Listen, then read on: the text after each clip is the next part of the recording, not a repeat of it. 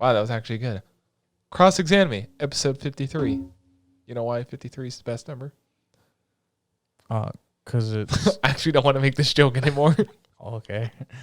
I don't know. I'll tell you afterwards. Yeah. Add 16 and 69. that. Oh. This week, we're on to the new season, fall 2021. You know what I just thought of? By the time we get to episode 86, 86 might start up again. Maybe. Who knows? But to start with, we are going to talk about 86. It's going to be episodes 1 and 2. You mean episode 12 and 13? Yes, technically, because it's season 1, part 2. Listen, Crunchyroll, you should fix your fucking shit. They do the thing where it's grayed out if you watched it, but the picture they chose for episode 12 was grayed out, so I thought I had seen episode 12, but I haven't. Mm-hmm. I watched episode 13 first. Yeah, because technically it's drastically different. Yeah, because it's technically episodes 13 and 14, because episode 12 isn't titled episode 12. It's titled like an official like part ending name that doesn't have episode 12 in it. And then episode 13 is episode 12. It's confusing. Peach Boy Riverside, anyone? God, what a fucking shit show of a show. No, yeah.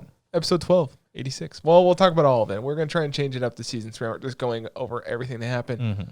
First of all, Shin is a fucking MILF magnet. Yes. Just going to say. Like, what was that, episode 13? Mm-hmm. He's literally walking down the steps and all the girls like, he's pretty cute. And it has the same problem Tokyo Revengers has. You forget that these are supposed to be like 15-year-old kids, but they look like they're 25. Mm-hmm. Oh my God. Shin. Fucking leave some ladies for the rest of us. Yeah, I just thought that scene was kind of funny because it's just one of those moments where it's like... Also, it's a library. Shut the fuck up. Yeah. It's a library. Also, you have your children with you. Yeah, like they're 4. Mommy said she was going to fuck a 14-year-old boy at the library, Dad. She what? To be fair, they were the first people he's outside. 16. Yeah. Well, the other thing is like, apparently our squad, Reaper squad, is the first people they've seen outside their country, so they know another country exists now. Because it's the same thing as his country that they're from. Mm-hmm. They thought they were the only country because of the Legion was so powerful. Yeah. Which also doesn't make sense to me that, like, I feel like satellites would have been a thing at this point, and you just could have communicated that way. I'm assuming that, like, some technology advanced way further because it had to, and others got pushed on the back burner. Yeah. And also, this new country they're in seem a lot more technological advanced. Yeah. Because they had, like, straight-up Boeing airplanes. Yeah. So it's a decent-sized country. It's not a small country. Yeah, not like where they're from initially. Yeah. Because basically, I forget what the country that they're officially from is called. It's landlocked. America. It's landlocked, so they're just surrounded by another country. Basically, imagine South Africa, and then like what's around what's in the middle of it? Is Kenya in the middle? Kenya is one of the landlocked countries, isn't it? Imagine being Luxembourg. Yeah. Or the Vatican, surrounded by like all of Italy, and you're like, we're independent, we'll do what we want. Yeah. We're at war with everyone, and it's like, well, shit. All right, man, like go ahead. That would also be like thinking of that too. I never thought about it. You just said it. Imagine water supply in that country. Mm-hmm. Granted, there's rivers and stuff that come through, but it's like, it's not like the U.S. where you could like worst case scenario, you could pump water from the ocean to the Midwest, which would be fucking crazy. Mm-hmm. I mean, they can pump oil that far. Yeah, I'm just happy that the squad's alive. That's all I care about. They're fucking alive. Yeah. And apparently Shin's been in a fucking coma for like 3 days. I am slightly confused. Like, I'd have to look into it because from the way it sounds, where they're at, like the Federation, was the ones that created the Legion, but there was, like, during the war, the Legion got too powerful and also attacked them, and then there was like basically a civil war, and now it's an entirely new country that also fights them. I don't know if it was a mistaken translation at maybe one point, or I'm confused by that too. Like maybe this part of the Federation is what's left from what was there before. But definitely it's not much happened in that first episode. It was more of gang's back. Shin's been out for 3 fucking days because he's lazy. Everyone's fucking crying. What's her name still has a crush on him and everyone knows it. But also how they found them too. They were like, yeah, we found you passed out. It's like, why didn't the Legion take them? Because like, we thought at the end of that season they had all died. Because it made it look like they fucking died. And Shin did destroy that giant fucking Legion tank. And they even mentioned like, yeah, they've been fighting old models. It's like, wait, these are old models? It's like, yeah. It's like, hold the phone. Yeah. There's better models and they had a fucking tough time with these guys. Yeah, which is even kind of why, like, those drops that it's like, oh, the war isn't just going to end in 2 years. Like, yeah. Unless something drastic happens. Well, they even said that. Our main chick, I forget her name. Elena? Yeah, she even mentioned, like, the war's not going to be over in 2 years last season. She's like, that's when the war's really going to kick off and we're going to have nothing to defend against it. But at least the Federation, this new nation they're part of, they're a lot more resourceful. But they hinted at the next episode they're going to start test driving these new juggernauts that they have. And they even point out, yeah, they're slow and bulky. It's like, I don't think Shin's going to like that very much because, you know, fighting the Legion, they're all about speed and not getting hit. And there was a preview, like a picture preview of the next episode, and it looks like there was 2 of them inside the Juggernaut. So I think that's going to cause a lot of problems because Shin does meet a guy at the library. Yeah. That wants to join in the fight. Now, the cool thing about this is I didn't write that guy's name down, unfortunately. You can tell Shin has a lot of fucking PTSD. I mean, you're 16 years old and you've been fighting the Legion for a couple of years now. I mean, and you've had to straight up kill your friends before, you know, they bled out and they took their brain. That's a lot to fucking go through. Yeah. Plus, like, he's basically been the person to kill all of his friends. Yeah. Like, to make sure that they couldn't take the brains. Now, the thing is, I feel like Shin actually... The thing is, I have the manga that passes where we're at in the story, but I haven't read it because I knew next season was coming out. I don't want to spoil it. But at the end of episode 13, the second episode we watched, no, it was at the end of the episode 12. The president hands Shin the tag for, I think it's his sister or someone. Someone he Reina. knew. Yeah, Reina.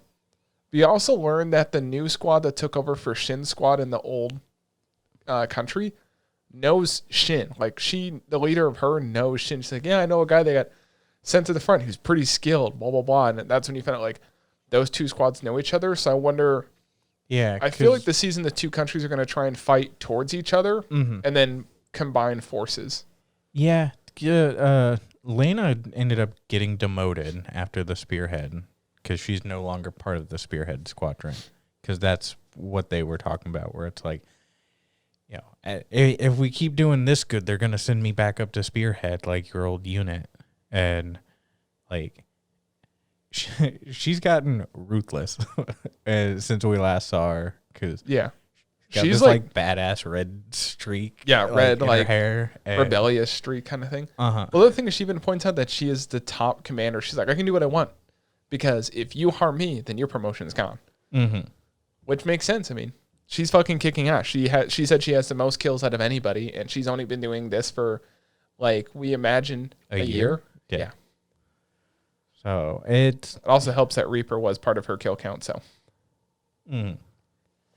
So it's super interesting. One thing I will say I was kind of surprised about is just how much, even on specifically with the second episode, we spent time focusing on the old Spearhead squad. I thought at some point we would have transitioned back to see what was going on with Lena, kind of like they did with the previous, like, part of the season. Yeah. And that just didn't happen, which was kind of like, you know, what's she doing? I feel like the first 4 episodes are going to be a build-up, big fight for 2 episodes, build up for another 2 episodes, and then a huge, like, 3-episode fight to end the season. Because I think this is only slated for 12 episodes. Yeah. whereas the first season was 11. Mm-hmm. And the Spearhead Squadron, after they were adopted by the president of the country, I was like, man, they give him the cold fucking shoulder. No, we want to fight anyways. It's like, all right, well, you got to go to officer school. And I was telling you in Discord after watching the episode, I was like, yo, that shit's so unfair for them or for like anyone else compared to them, because they're going to walk in and be like, yeah, whatever, man. Like, we already know. We're good. Well, I feel like that's going to be the episodes, like them teaching everyone else, like, no, you can't fight like this. You have to fight like this. Yeah. Or it's easily that you were saying where it's like, oh, have you guys killed anyone yet? Well, no. It's like, all right, well, I've already got points there, so yeah. Next. Yep, like, fuck, let's keep going. Yeah. Now, besides that, that's pretty much it. I think the next couple episodes, because next time we come back, we'll have 3 episodes to talk about. Yeah. This is all, the beginning of the season stuff's always like, here's what happened last season, here's new stuff. But another thing that had a, that's technically not another season, it's just a part 2, because I think 86, this isn't season 2, it's part 2. Even Crunchyroll listed it as season 2. But Mushoku Tense and Jobless Reincarnation, I'm just going to call it Jobless because everyone knows what it is. I could only watch episode 12 because episode 13 wouldn't load on the computer or my phone on Funimation today. So I just, next time I guess I'll have 4 things to talk about. Whatever. It's a good show. No, shit literally just kicked back off from last season. They just made it. There was no like summary or anything. It's just like, okay, this is what happened. You know what happened last season. You know what's supposed to happen. Our main character, Rudis, everyone just calls him Rudy for short. So Rudy is back in the same town because they're trying to earn enough money from doing quests to sail back across the sea to get back to their home country. Because last season they got teleported to this new country and they have to fight and shit. That's besides the point. Literally, they played up this whole thing of Rudy's going to see his old teacher. She's in the same city, but it's a huge city. It's like, imagine running into someone you know in New York City. Like something sort of like that. Literally, like, maybe like, I don't know, 5 minutes into the episode, Rudy's walking on the docks, right, to go find out about a job. As his old teacher walks kind of in the same area as him, he turns around, starts looking for her, then gets distracted and looks away. And I'm like, motherfucker, if you just would have stayed looking for 2 more goddamn seconds, you would have seen your old teacher, because no one else has fucking blue hair like her. Not that hard to find. And then later in the episode, we do a little more fighting. That's not the important thing. The important thing is you meet this new demon god loli thing, which this show last season was super serious. There were some funny things, but it was all in all a serious show. But this season, it seems like they're going to take a funnier kind of role with it, because Rudy occasionally gets to talk to God that sent him to this world. It's a weird, like, 3D animated thing. He goes back into his adult body in his dream, and he's talking to fucking the Mr. Wii guy. You know, the Wii exercise thing? He looks like him, basically. Just a fucking outline of a body talking to him. And apparently God's got this high-pitched kind of like, voice. He's like, tell you what, Rudy, tomorrow, buy some fruit, walk down this alley. Your life, guarantee it. It's going to change. It's going to change for the better. So he walks down the alley, right? And you see his master. He walks past. She comes out from an alleyway running. And it's like, motherfucker could have turned around. What does he do? Turns around. Doesn't see her. I'm like, what the fuck is going on in this show? And then that's when he runs into the fucking demon lord that was revived 300 years ago. And she's like, man, I'm going to die starving on the street. I sure hope someone has food. And just like God said, Rudy's like, here's some food. His gift is, okay, you get 1 wish, whatever you want. And then the first thing that came through Rudy's mind is, give me your body. She's like, then you find out the demon god has like different eyes she can switch through. She has like 8 different eyes. So one can see like his emotions. One can see through stuff. Like, she's very powerful, but they treat her like she's going to die from eating no food. That's besides the point. She's like, no, you just want me to have sex with me. He's like, what? I would never. Another wish. Okay. I want to be extremely wealthy. And she's like, bitch, I'm fucking starving on the street. You think I have wealth? He's like, okay, cool. Give me half the world because you're a demon god. She's like, nah, I never conquered the entire world. Can't give you that. Name something else. What is this? Dude, this is where the part gets great. He's like, I don't know what I want. So what does she do? She's like, tell you what, I'll give you incredible power. What? Fucking sucker punches him in the eye and starts ripping out his eye. It's like, they have the face turned away, but there's like blood splatter and he's screaming, he's yelling. It's very cartoony at this point. Mm-hmm. And he's going on about the pain. I'm like, this is getting graphic. Is Rudy actually going to die here? Like, God told him to do this. She's like, there, your eyes all better. You can see slightly into the future. So we can see like 2 seconds ahead of time in the future, which is a cool power because, 2 seconds in the future. Yeah, but yo, this fucking demon sucks. Dude, she does. And what does she do afterwards? She's like, okay, there's your power. And then she just fucking leaves. She climbs up on the roof and starts running away. He's like, what the fuck? Like the whole outside of his eyes, purple, swollen. His eye has a cool new design in it. And I'm like, really? That's the power you got? You gave someone a whole bunch of food, spent money on it, get the shit kicked out of you in the eye. Now you can see 2 seconds in the future. Very important thing happens in this episode because it sets it up for the rest of the season, apparently. I know this because the guy he runs into is in the opening sequence and the ending sequence, so he must play a vital role. I've learned that much from anime. Really? Jujutsu Kaisen would like to have an answer. Listen, man, I was fucking suckered into that. That was such bullshit. That episode, really quick tangent, Jujutsu Kaisen, a guy fucking dies that you meet for like 2. You need to stop fucking hitting that. I keep hitting it. Sorry. It's like in the way. And stop going like, Sometimes you need to stretch. Fuck off. Jujutsu Kaisen fucking lied to me. They made it look like he was going to live happily ever after, and then he fucking died. That was the number one thing on Reddit for like a week. Like, so we're just going to lie to people now? You're going to fuck with my feelings? Back to Jobless real quick, because I got to stop my tangent. Fucking runs into this guy. This guy's like, yo, you want to fight? Rudy saves him by pushing him out of the way from a pot that's going to hit him on the head. Get to the end of the story. There's this big emotional thing of Rudy's debating whether or not to sell his staff so he can get Erina, one of the girl he's with. She's the princess of this kingdom that he was teaching her, and they all got teleported to this other place, right? You can tell that he loves her, or kind of loves her, and he wants to get her home safe. But the only way to do that is to need 20,000, gold ore, and his staff would be worth that much. So he could sell his staff, pay for the fare to get home. Because one of the other guys they travel with has a very strong moral compass. He's like, I'm not going to stow away on a boat. Big fucking, it's like half the episode is them talking outside of their fucking place they're living. Mm-hmm. And then, of course, this dude that he saved from getting hit from a pot earlier is like, yo, what's up, Rudy? Let's talk. And that's where the episode ends. I'm like, I need more. And then, of course, Funimation is like, nah, fuck you. So all in all, Jobless Reincarnation, you meet a demon, fucking worthless. Now Rudy can see into the future. That's the new episode. 2 seconds. That's very important. Only 2 seconds. Well, he can adjust his mana to see further into the future, but he's still it's only been a week since he's gotten this ability and he's started to master it. But because Rudy was isekai'd into the world, he has certain advantages over other people. So my guess is next episode, they're going to show off he can see up to 10 seconds, but if he becomes a very good mage, he can probably see further into the future. But all right, time to move on to ecchi. Mieruko-chan. Dude, there were so many unnecessary panty shots in this show.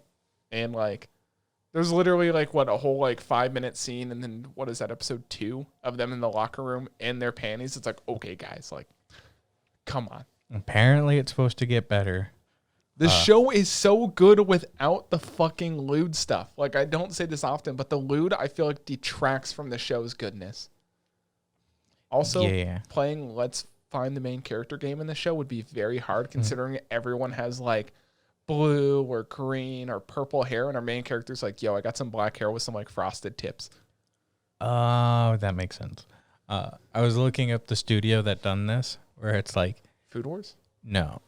Who does it? Studio Passion. Passion. Currently, which would make sense why the monsters look so good. They're doing the new Higurashi. Man, people are going to fucking get murdered. And they also did Ishizoku Reviewers. Listen, it's a good mix of both. You get a little bit of ecchi, you get some monsters. Listen, this show... Apparently they also did Citrus. Oh, you guys love Yuri? It's a good show, even without the Yuri. No, I will say this show is probably going to be one of my more favorite shows this season. it's like slice of life. The main premise of the show is this girl, Mieruko, Mieruko, M-I-E, Mieruko. She can see, like, one day she can just start seeing ghosts, and I don't know. She can see ghosts, and she chooses to ignore them because if she acknowledges them, they'll attack her. Is what I remember from the manga, and this has been really hyped from even when the manga came out because I think it was a light novel, then a manga, and then as soon as the manga started coming out, it sold real well, and of course, good selling manga will get an anime. And so far, out of the first, because we've only seen the first 2 episodes, because that's all that's out, super well done. The story is good. There's parts where it's funny, like episode 2 when they're going to the nurse's office. Fucking hilarious, because they meet this one ghost, and it's attacking her friend. And you're like, why is it attacking her friend and not her? Then, of course, the big-tittied MILF fucking school nurse walks in. The ghost is like, yo, she's got bigger knockers. Goes up and just starts molesting her. And it's like, and there's our ecchi. I love it. I think the show is fucking hilarious. There's not a lot to say for slice of life shows because this feels more slice of life. But she's definitely like, I want to know how she's going to break the curse because she's been looking at prayer beads and I don't think she's gotten them yet. She's already concluded that the salt doesn't work. There's like a ghost baby that was like climbing on her belly and that was fucking creepy. Yeah. The salt didn't work and alcohol didn't work. Yeah. So made it real lewd though. Yes. Like there's scenes where like it works perfect. It's serious and then it's like they ease into funny and then they go funny. It's like a nice stepstone. The opposite of combatants will be dispatched. Yeah. There have been a couple like really good scenes within the first 2 episodes. The ones that are off the top of my head is when she wakes up the next day after first encountering like monsters and she's like, oh, I don't see him. And then like one kind of is out the window and she's like, hey, we're on the 3rd floor, right? And then she's like, well, yeah. And that's when it's like, ah, damn. Yeah. And then the red eye girl, that's who I'm interested to find out more about. Because everything changed when she first met the red eye girl. And in the opening, the red eye girl has ghost in her room. Same thing as Mieruko-chan. Uriah, I guess is her name. Yeah. They only said her name like once. I've got the... but it's weird because you even noticed, I think it's the 2nd episode they find the cat. Yes. They find this stray cat. And they post on social media like, hey, if anyone wants this cat, we'll be at the park, which I don't know how it works in Japan, but most places around here have like a animal rescue league. So if you find a stray, you take it to them. I don't know how it works in Japan. But this first person that shows up is this like Yakuza looking dude, you know, looks tough. Her friend gets scared of this guy staring at me. And they're like, we can't give it to him because he looks scary. Second dude shows up, playboy looking dude. And that's when you find out that like ghosts will hang around. Like this guy obviously had done some fucked up shit. Yeah, it looks like there were a lot of ghost cats around him. Yeah, so he must be murdering cats. Yeah, torturing and then murdering cats. Yeah. And that's when Mieruko is like, no, we can't give it to him. And it seems like now she can use her powers somewhat for good. And if she's near bad people, it seems like maybe some of those ghosts are enchanted or lured towards those bad people. Then they give the cat to the Yukaza looking dude. And it's the most fucking adorable thing. Like, are you sure it's the right thing to do? It's like, yeah. He's like, I'm going to take good care of you. And then 2 ghost cats, like beautiful, you know, like Did souls. you watch the ending sequence, by the way? Yeah. There was a post-credit scene? Yep. Okay. I saw the post-credit scene and the gangster's wife was there too. And it looked like her too. Yeah. It looked like Mieruko-chan.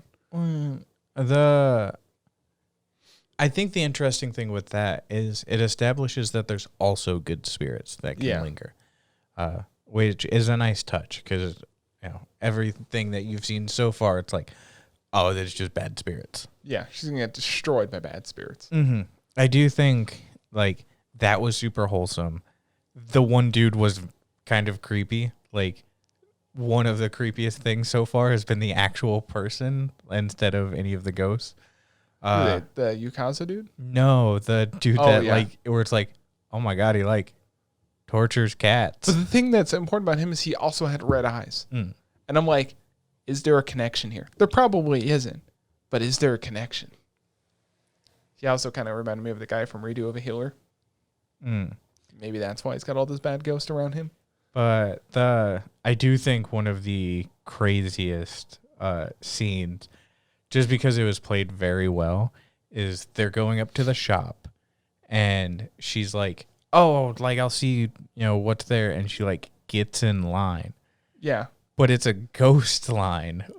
There are two lines. There's the human line and the ghost line. They're drawn like they're darker, kind of like background characters. But it was done super well because they were just kind of like blurred into the background because you're, you know, meant to help focus on the phone like she is. And then when it's like, hey, get in line. And then instead of cutting to like her looking at them directly, they first cut to the fact that she's alone by herself. And it's like, good. It's written good. It's drawn good. I didn't think it was kind of weird, though. They were lining up to be eaten by a bigger monster. So that was one of those, like, I'm not into the lore of Ghost. Maybe someone can comment below and tell us why. Well, I was reading the comments, like episode discussion about it, and everyone was like, yeah, I don't know, man. That's crazy. And there is a pretty strong like rule of like don't spoil, so there could be something further to that, but it was definitely one of those like maybe she's that's weird. Maybe she's in the world of Jujutsu Kaisen. She has power, dude. Could you imagine? Craziest crossover ever. No one knew.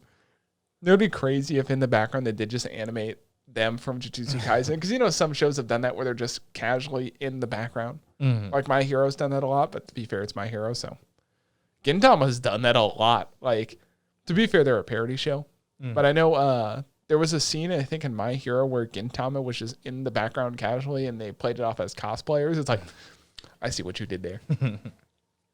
No, but our last show of the season, probably the most beautiful show of the season, Takt Op Destiny. And holy shit, have I ever wanted to play the piano more than this. Also, I gotta say, so far for every show, the openings and endings songs have been so good. Like I think there's only been one show where the endings haven't been too good, but it's not on our list. It's something I'm personally watching.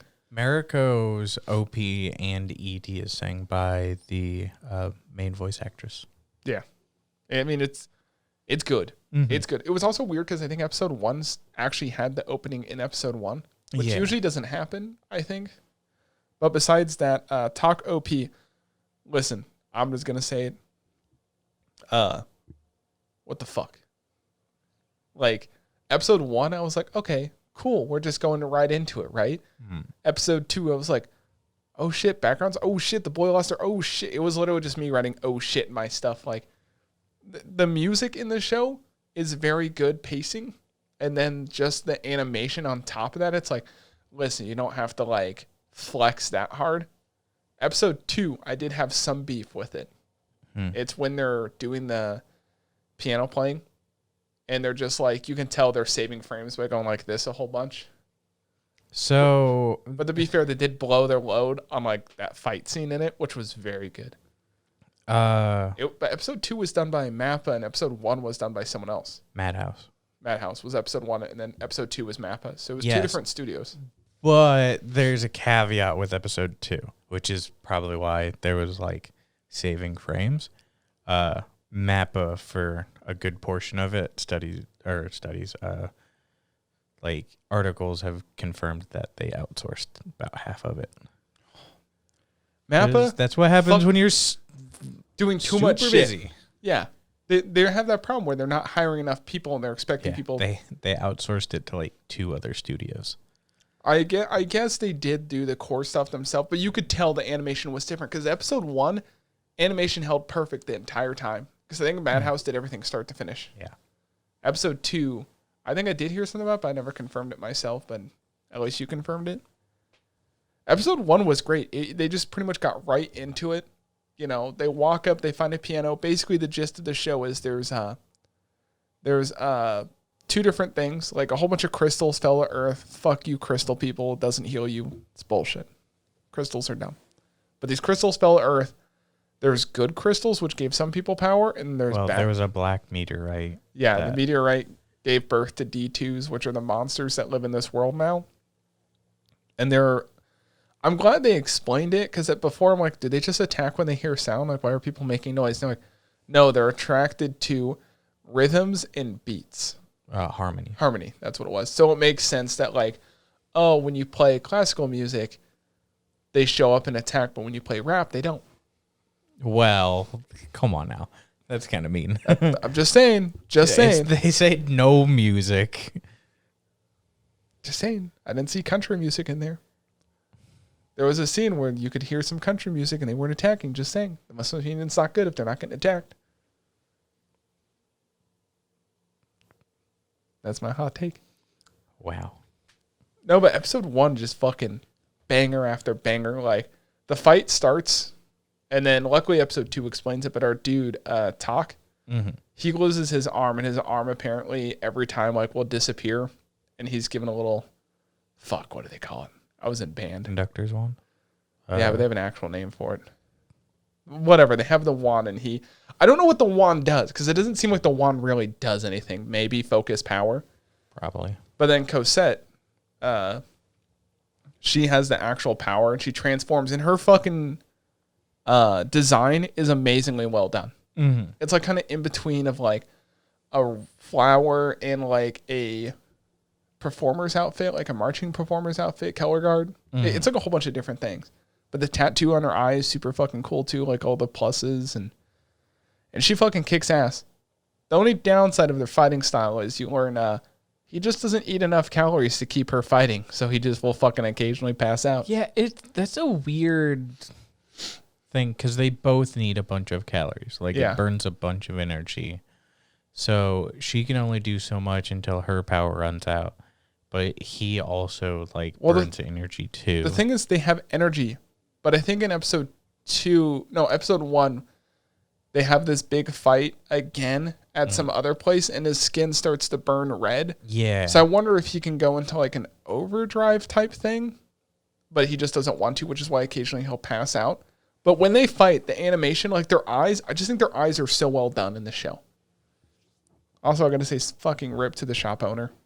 Like, they're literally in this cafe, and the Cosette's like, oh, there's monsters like 2 kilometers away at this abandoned fucking mining area or whatever. Mm-hmm. She's like, I'm going to go fight them. There was a fucking door she could have walked to 2 feet away, and she fucking decided, no, I'm going to blast through the side of this guy's shop, which he just mentioned we're going to have to close down because we don't have enough money to keep open.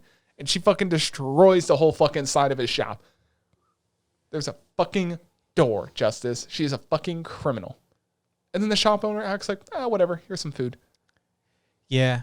I think it's kind of funny.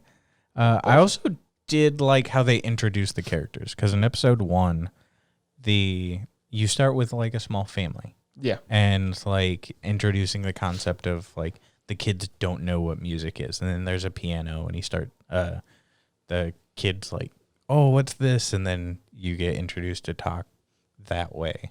It was kind of cool. And then with episode 2 basically being a flashback to how everything happened. Yeah. Which, his dad died, and his dad died in an attack. His dad used to be a conductor for a band, or there's an actual name for it. Yeah, they have like an actual name for orchestra once. I was a marching band, so I got conductor, or yes, Mr. Insert name.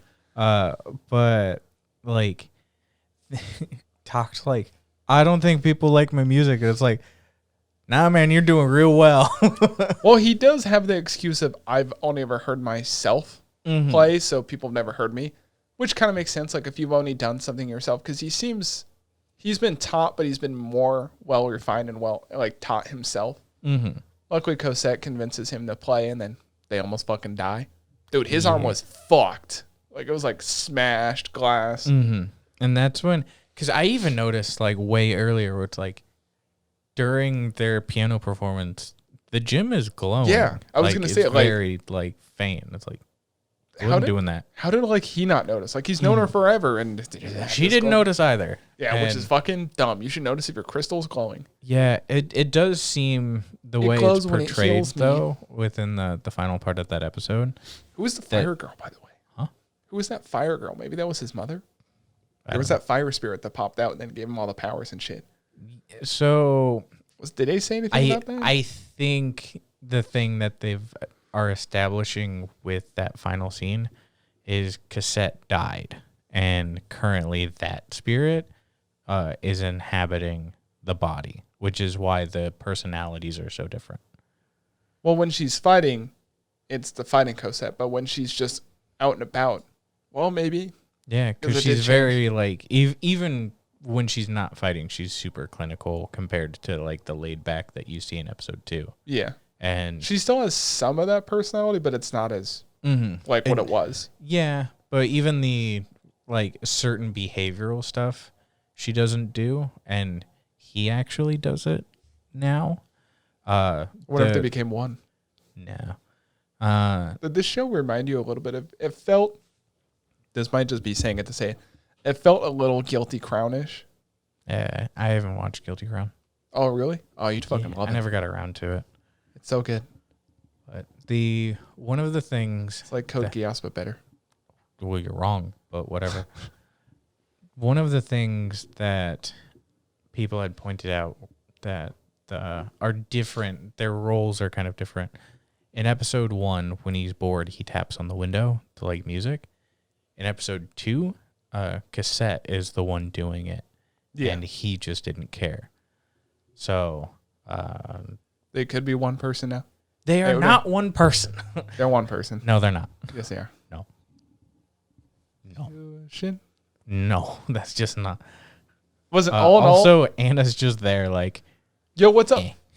Now, I didn't make a note. I made this note on the Crunchy page. I was like, man, I didn't realize this was like Final Fantasy, but with extra steps. Because they're literally just driving a car to New York. It's like, we're going to fight on the way. Mm-hmm. You can also, I do have to point out, you can tell the Midwest has the best music because the monsters inhabit most of the Midwest. You saw the map like I did. California, East and West Coast, and the South don't have that many monsters, but the Midwest has the most monsters. I would assume that's because we got the best music. The East and West they've taken care of it because there's more people. Midwest has the best music. That's why. We have Slipknot, and that's all. Yep. You're welcome. You're welcome, America.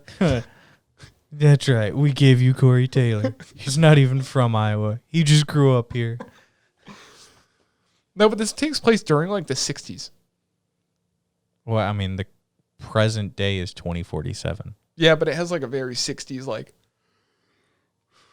it'd be like our 60s because the technology that they show off in there seems very 60s-ish, maybe 70s. Yeah, I think people were pointing out that the reason it seems like that is when they initially attacked were in the 60s, so a lot of technology it's kind of halted there. Yeah, stifled. I'm excited to see what happens because so far there's only 2 defensive people you've seen. Because even when that festival was attacked, they're like, we're safe, we're good. It's like, are you? I don't see any like guards or anything. I just see guys in black robes and a guy with like a black dot on his head, which I don't know what that symbolizes. Of the fucking United States, apparently. Yeah, I guess. At least we know who wins the election. Yeah, he fucking left. Yeah, he left right before the fight. Yeah, heavily hinted that you guys may be attacked and then left. Well, there might be. I wonder if he's behind it. Ooh. I mean, that would make sense. Sorry, I'm pulling up what we're watching next week. Shows I fucking hate this shit when it does this. There we go. We're watching shows. Next week is the B list. And it's Restaurants in Another World, Season 2, which is me.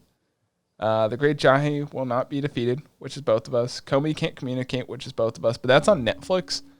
But the Netflix, I did look it up more. Netflix is trying to do more weekly stuff now to get constant viewership. Nice. I think it's so far they're only doing it with anime and some exclusive shows. Then we have The World's Finest Assassin gets reincarnated in another world as an aristocrat. And then Irina the Vampire Cosmonaut. So far, I think World's Finest was you as well, wasn't it? Or was no, we're watching both did I of it also together just agree to that one because you didn't have any specials. So we're both watching it. I think that was one where we could hit or miss on there, but so far this season, I think the strongest show is definitely Takt Op as far as design wise. Story wise, man, 86 still hits hard. But we'll see next week. Yeah. I'm interested in seeing Platinum End. I haven't had the chance to watch it. So I heard it's real good. all right. Well, we'll see you guys next week. If you enjoyed, remember to subscribe. If you're listening on any of the other platforms, go ahead and give us a follow. Remember to comment for the YouTube algorithm. Yeah. Helps us a lot. Bye. Bye.